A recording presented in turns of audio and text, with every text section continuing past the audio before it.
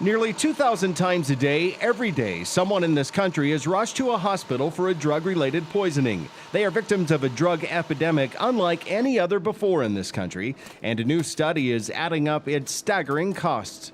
That almost 700,000 people are treated in hospital emergency departments each year for drug-related poisoning, costing $1.4 billion in ED charges alone. Dr. Gary Smith led the study at the Center for Injury Research and Policy at Nationwide Children's Hospital. He says, unlike other epidemics, this one isn't playing out in our cities, but is poisoning people at a rate 3 times higher in rural areas.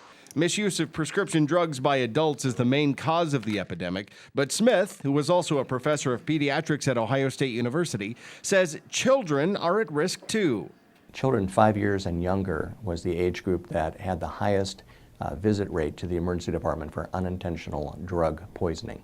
Children like 3-year-old Ethan Woodcox. He came into the room and said that his mouth was hot. And my husband and I just thought that it was Valentine's candy, the cinnamon hearts, fireballs.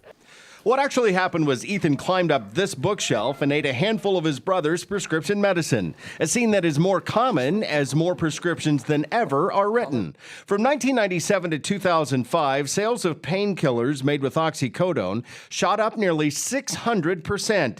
Sales of methadone are up more than 900%.